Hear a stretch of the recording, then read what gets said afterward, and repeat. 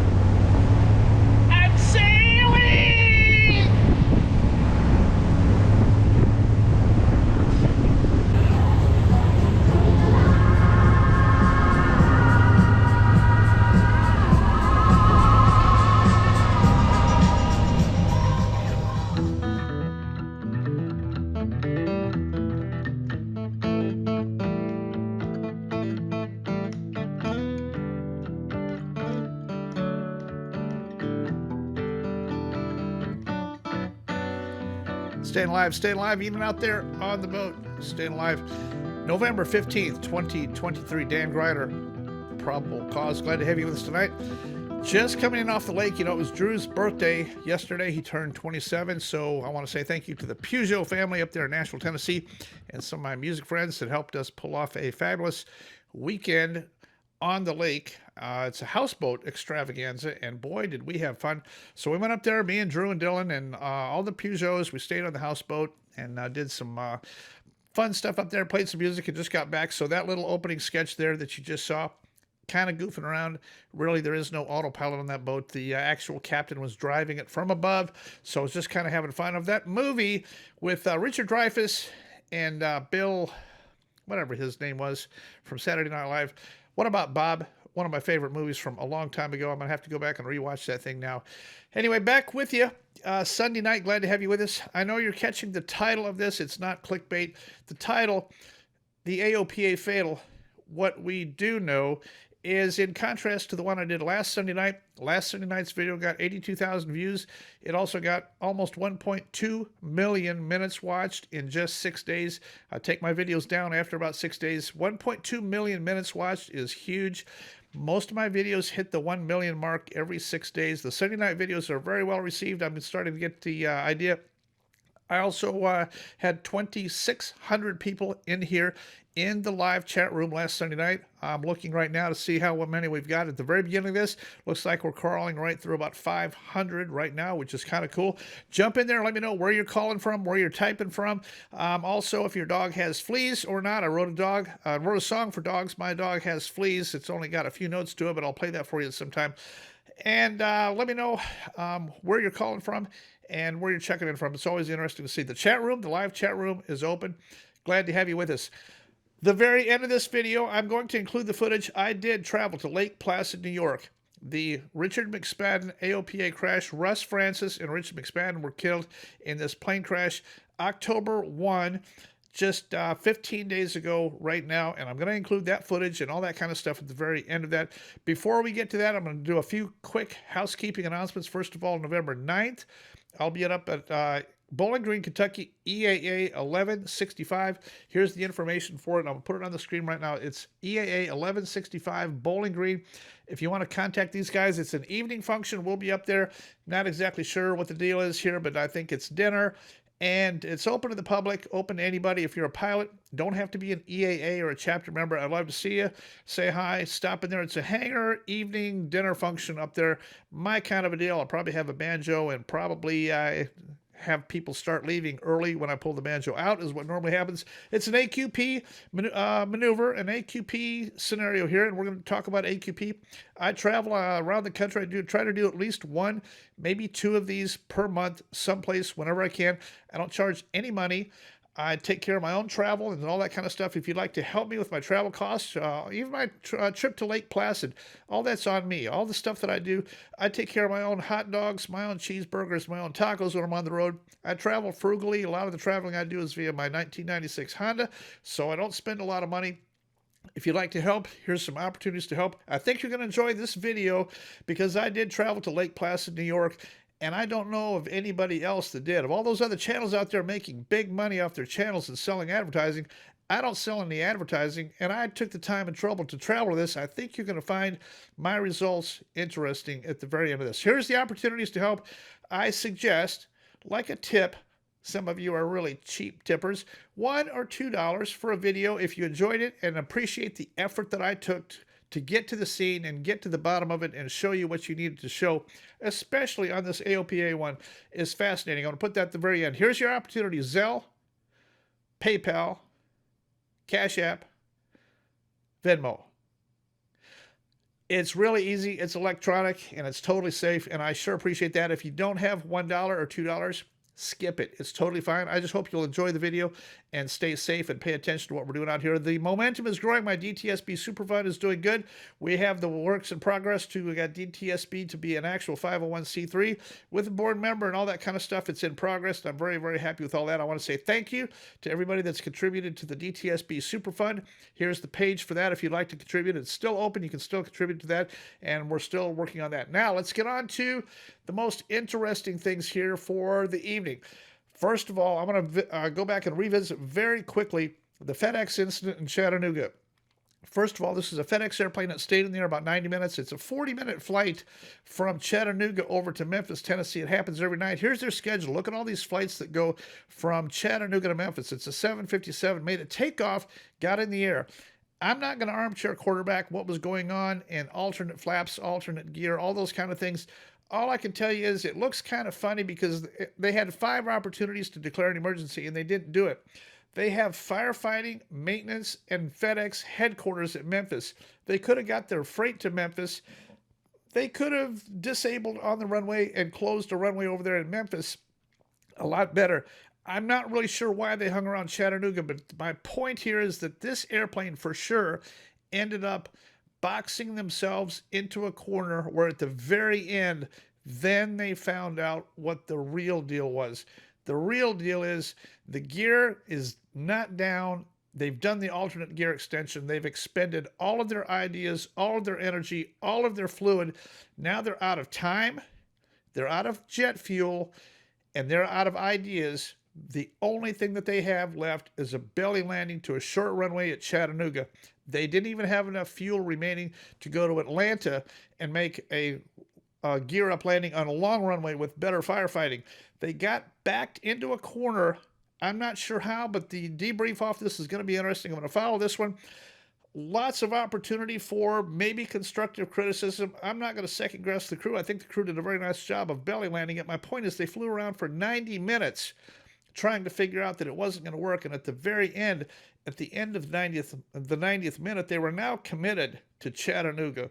Very short runway. They actually slid past the end. Fortunately, everybody got off the airplane. Nobody got hurt. But taking the 757 into Chattanooga at night on that short of a runway with no landing gear.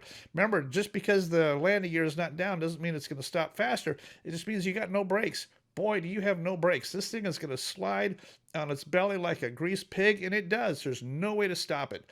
You got a little bit of aerodynamic help there at the very end, and that's about it. I think they did a nice job of flying VREF and first brake all the way in, and they did get it stopped, but it's only by the grace of God. That thing's going to stop when it wants to stop, and that's all I've got to say about the FedEx one. We're watching it. If you want to take a look at VAS Aviation, they've got a very nice dissertation and all the cockpit ATC information and all that stuff. Let's take a look at the next one. So for the month of October so far, which is the final quarter of 2023, the final quarter has started. The first 15 days of October, as far as I know, today is Sunday, October 15. As far as I know, we've had 8 fatals and a total of 14 deaths in America. General aviation fatals, and here they are. I'll put them on the screen here, and we'll talk about this more closely at the very end, because I've included the name of the AOPA one with a new acronym that you're not going to pay attention, that you're not going to understand here until I explain it all to you. And we'll get to that at the very end. The one I do want to talk about is 55162. This is a Cherokee 140. Believe it or not, this happened in Atlanta, just a few miles from my home. Tuesday night, 11:55 p.m., these two women were flying this Cherokee 140 coming in from Destin, going to Hartsfield, VFR at 4,500 when something happened. Now, the news has reported engine failure due to fuel starvation. I've looked at this. I'm not quite so sure I'm buying the fuel starvation. I think it got twisted on ATC. I haven't been able to find the ATC tape yet, but I did have direct communication with one of the female pilots on this airplane. It was not fuel starvation. So, yet to be seen. I'm sure there's going to be some questions on this, but from 4,500 feet, the point is, I want to give a gold star to these two women who, first of all, made a very bad decision to be out flying their Cherokee 140 single engine at midnight. Is not a good idea, but it's legal and normally under normal circumstances should be totally fine. When they had their engine failure, what did they do? This lady called me and she said she watches every one of my videos. She knew exactly what to do and she was not about to stall her airplane. This is her airplane. She owned it. She left the landing light on. She did not stall her airplane. She maintained min speed and she circled. She had her choice to dead stick this airplane into a neighborhood which was adjacent with street lights, houses, and lights in a lit neighborhood. She could dead stick it into a street, but she knew there's power lines, power poles, cars, utility boxes, cars, people. There's stuff everywhere. The odds of surviving that is probably zero. What did she elect to do? She elected to dead stick it into the top of the forest adjacent to this neighborhood, and she hit the tops of those trees at 50 miles an hour, full stall into the tops of the trees, and I went to that location and I found it. Here's my report from going to that location. After I got back, after they'd cleaned everything up, I went back and looked at the tops of the trees and where she ended up. Let's check that out. So I finally made it. I'm kind of deep in the woods here. This is a tough one to figure out off of everything. Lots of conflicting stories on this, but the girls were alive and sitting on the forest floor just a few feet from the airplane. They opened the door, got out, and they were waiting, communicating with one of the girls' mother in Texas via cell phone, and they were able to ping. So the ELT didn't do them any good, but cell phone and iPhone and a ping did the trick. They finally got to them.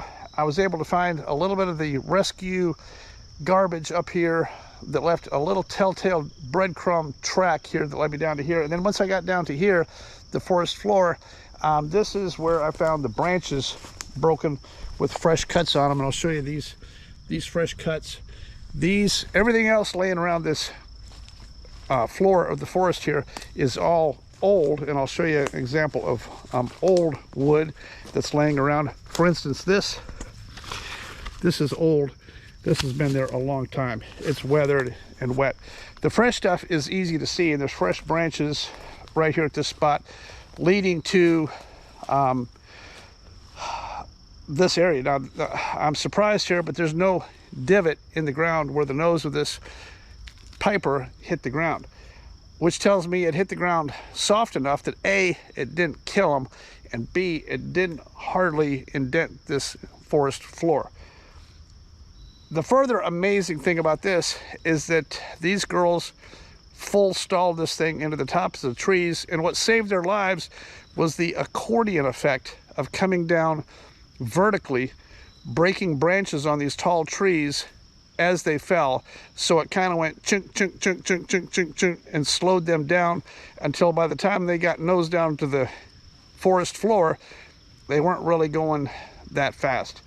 They didn't fly it with speed into the top of the trees. I think, from everything I can tell here, looking up, I think they full stalled into the tops of the trees, which is the best way to do it, and then Mother Nature took it from there. It became a lawn dart, and just fortunately they were in tall enough, thick enough trees with enough branches that the wings actually caught the branches on the way down, and they decelerated like that. Now, what these knuckleheads are doing out here after midnight, So I'm really happy, among all of us, Instagram, Facebook, social media, YouTube. I think that the general public, the flying public, is paying more attention, using YouTube as a how-to, copying the ideas of other people and listening to the advice of others. Not just me, but everybody out there telling you how to better stay alive in your general aviation airplane. I think together we are definitely making a huge difference. I think the NTSB taking 3 years and locking their stuff away in a KGB vault where no one can know. They don't release the docket. They're very, very slow on releasing anything, and they hoard all that pictures and data. Don't tell anybody and don't share until the final report comes out. I think all that is old. Now we have all this stuff, and we're all learning very, very quickly. This opportunity to talk to this person from the Cherokee 55162 directly is critical. It's a huge deal. It's a huge win for all of us that she had the presence of mind and knew what to do in this situation. She did not stall her airplane, and she flew it into the tops of the trees full stall. She flew it as far into the crash scene as far as possible. She maintained control all the way in. And I think that segment of going out there and finding that and seeing from my own eyes the method of these trees, these branches, and how this Cherokee descended onto the forest floor so that she and the other passenger. Now, the other thing I'm going to put in here that's very interesting, this airplane happened. ATC definitely knew that this airplane went down, but when it went down, they sent paramedics, EMS, emergency services out there looking. All those people went out and looked for 1 hour, and then they all returned to base because they couldn't find them. The ELT didn't work, even though it was active, certified, and beeping. The ELT was going off, but nobody could find them, so everybody went back. These two girls were hurt. They finally managed to crawl out of the airplane and crawl away from the airplane. They laid there on that forest floor for a long time, and then once they realized that nobody was coming to help them, they were bleeding, broken ankles, a couple broken ribs, and all that stuff. They decided to send one of them back to the aircraft to retrieve an iPad out of the airplane and then crawl back to this position about 20 feet away and see if they could get on an internet connection. It worked. The internet connection worked. They got a hold of somebody, FaceTimed, and sent a ping. And then about 3 hours after the crash happened, emergency services were able to locate by following the ping to that iPad, and that's how they found them. I interviewed the fire captain who was the first on the scene. He trudged through the woods. They found him. They were following signals. They did not have any video. That video that you've seen of an airplane crashing from above, that's airplanes looking for them. That's not the accident airplane. This fire guy made it to the scene. They carried them out there on stretchers. They put these two women in stretchers and hand carried them out of the forest on these homemade gurney type canvas stretchers to get them out of there. Couldn't even get an ambulance or medical flight into where they were. Carried them through the creek, but they did not go there immediately. It took almost 3 hours for them to even find them. It took almost 4 hours to get them out and into an ambulance, but they're totally fine. My point here is that if you don't freak out, don't stall your airplane. Fly it as far as you possibly can into the crash. Even if it's at the top of the trees, you're probably going to be just fine. It's better than the alternative. If you stall and spin this thing from 4,000, it's probably not going to be good. My hat's off to both of these women. I hope to be able to talk to them in person. I've only talked to one of them via phone several times, and I'm very, very happy. I'm not buying the whole fuel thing. I think that they had fuel. I think they had a fuel anomaly, and I think ATC or somehow media got that whole thing twisted.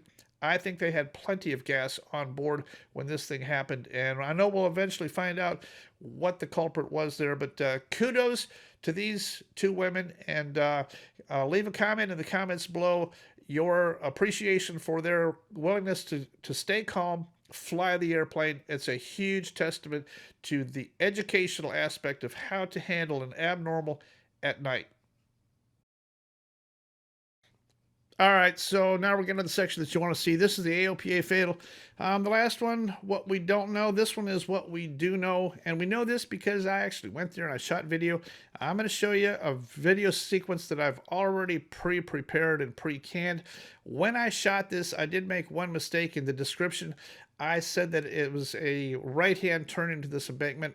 When you hear this portion in here, I actually meant left. So the airplane is in a completely different category. You know, we've talked about LOTOT, loss of thrust on takeoff. When your engine quits you, The decision has been made for you. You're landing within a few seconds because your thrust is gone. I mean, zero. Loss of thrust is a huge deal. This airplane actually took off from runway 32. It flew. This is a formation takeoff. The Bonanza took off first, the Cardinal right behind it, and they made a takeoff. This had AOPA staff in 3 of the 4 positions. And they made this takeoff. The airplane flew a long ways runway heading. Now, Lake Placid, the town, is west-northwest of the runway. A lot of people on the ground watched this airplane fly over, and I'm going to let you hear the interview for one of the guys that I found that was willing to put his voice on here. This guy's an airplane guy, very knowledgeable, and knew what he was looking at. He said the airplane was struggling. It didn't sound right. The airplane was struggling for altitude. And this position is west-northwest of the airplane. This airplane did not have a loss of thrust after takeoff and an immediate turn. This is not the impossible turn question. This is the impossible return. Now the decision is made to turn right. I'm going to show you the flight path here, but this thing turned right and made a beeline back to the airport. So it's now approaching runway 14 at an angle, but they did not lose their engine. Look at all the fields that they overflew. Good, solid, viable fields that they could have landed either gear up or gear down in any of this, including 2 golf courses out here.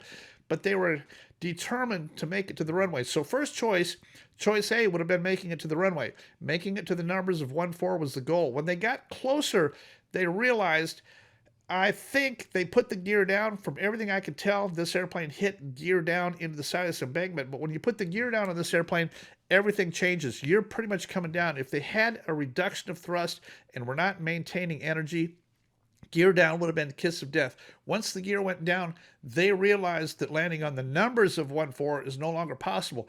Now they're aiming for the plateau approximately 300 feet short of where runway 14 starts. Now choice B becomes this plateau, this area just short of 14, and now they're aiming for any open area short of 14. Doesn't really matter if it's on the runway or off the runway, anything clear, this is where they're heading for next.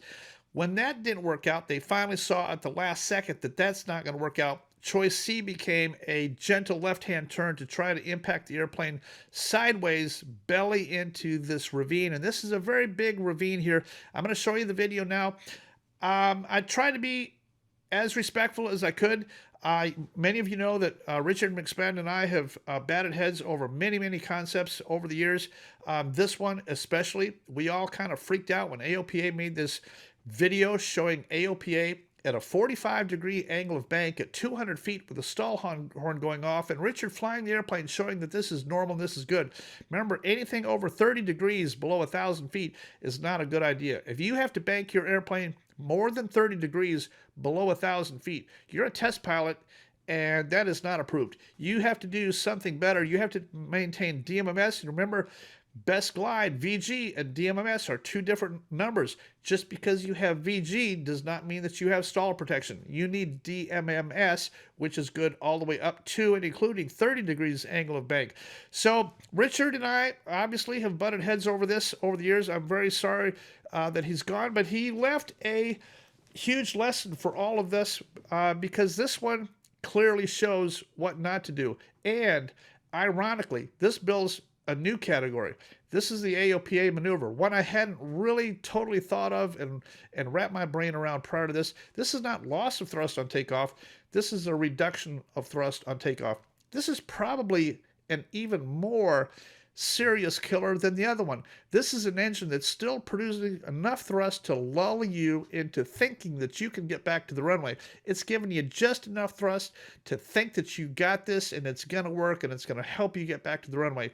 They would be alive today if their engine had simply quit cold turkey and gone to zero. Then the decision would have been made for them. Let's watch this video clip. Here's me in Lake Placid. I already put this clip together, so it is what it is. Well, it took a little bit of doing, but we made it to the crash site. This is the Cardinal RG crash site. Couple interesting things here. I found a bunch of the wreckage here, but this airplane did not stall spin. This airplane hit short of the runway, gear down. The right main landing gear hit right over here in this spot right here, and then the nose and engine and firewall hit right here. Almost made it up this embankment, not very far below, but I don't think it stalled spun. These guys made a takeoff going this direction. They had their engine problem. Ground witnesses are telling me after takeoff, everybody on the ground heard it. It was a sick sounding engine. It wasn't right. They tried to turn around and they came back. They just about cleared the tops of these trees right here, took out the very tops of those trees and made it.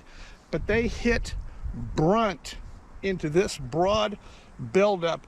This is the buildup to the runway. Now the problem that they had here, they flew their airplane as far to the crash scene as possible. They did not stall spin. They selected gear down and they didn't make it. The position that they were in, I'll show you on a map. Here's their map of their flight plan. Here's where they had the engine problem right here.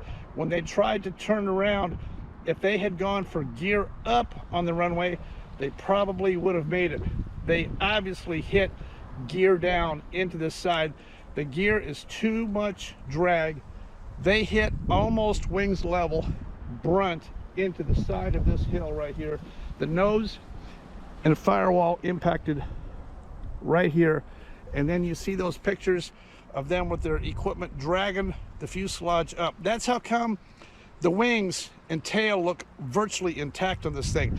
This airplane hit wings level. It did not stall spin.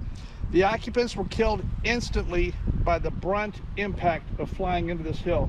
We found all these pieces here. If NTSB has been here, they haven't done a very good job because they left tons of this material here. There's plastic, there's windshield, there's all kinds of stuff. Not that you can do anything with it, doesn't prove a thing, but they didn't do a very good job of site cleanup on the site here. All the big pieces are definitely gone, but the hillside is littered with the rest of this stuff here. And I just can't believe that all this stuff is still here, laying out here. It took me coming up here because I couldn't figure this one out. This is McSpadden. He tried to return to the airport, but he did not stall spin it, so I'll give him credit for that.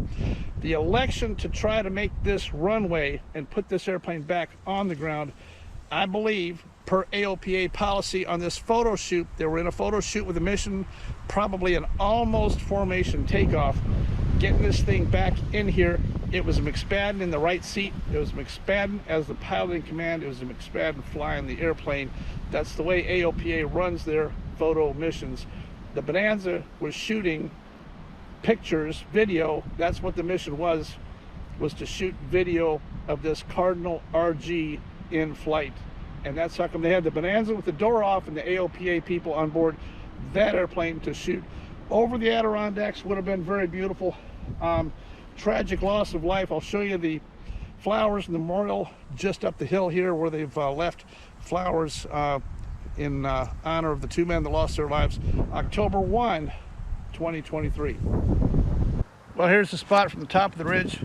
The airplane only impacted about 20 feet below it. They just almost made it. From here it's totally flat. The runway is right there. Here's their flowers, the cigar, 3 nickels. There's been somebody here to pay their respects. We picked up a lot of pieces out here. This is all plexiglass and stuff off the wreckage, so we know we're in the right spot. But this airplane hit hard.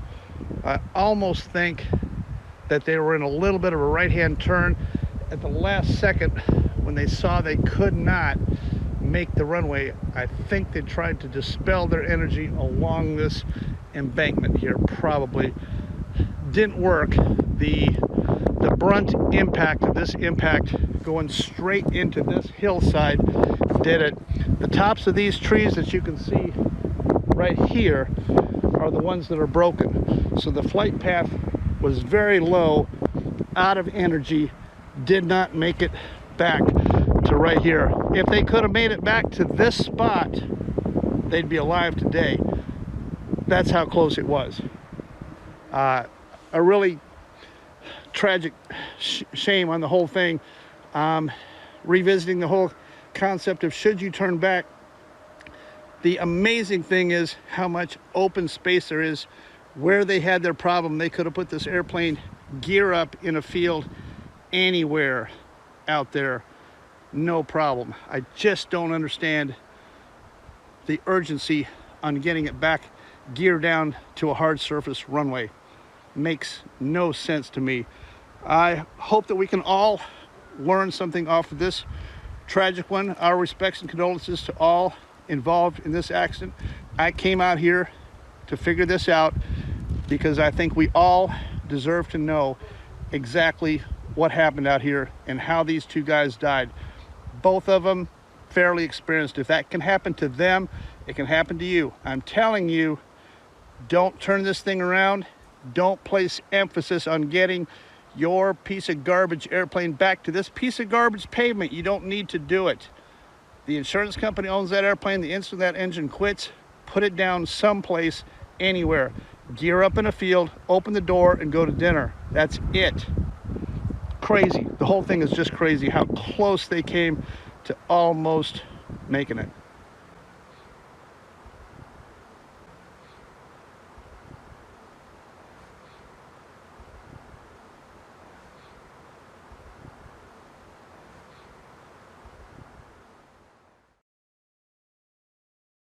Now, I was there, I was able to talk to quite a few people and interview quite a few people. The one thing I did get wrong, Richard and Russ were alive in the airplane for a long time after the airplane hit. It took first responders a long time to get there. When the first 3 citizens got there, they were very much alive and they tried to help them. They did the very best that they could. I'm not sure how long it took for the actual act of succumbing to occur, but they did not die instantly, and I got that wrong. When I made that report out there, I had not talked to the other people who made it to the airplane. They were trying to divert fuel, leaking fuel, off of those 2 gentlemen and keep it off of them, and yet they were afraid of the airplane burning and catching on fire and all that kind of thing. So they were alive for quite a while. I'm not sure what the whole sequence there was. I'm not sure if we'll ever know. The ironic thing here is that AOPA right now, they know. They have 2 people that were in the Bonanza. They have people that were there. They have people that know exactly what the story is here and what they did and who took off first. There's been rumor of the fact that this was a baggage door that came open after takeoff, and that's all it was.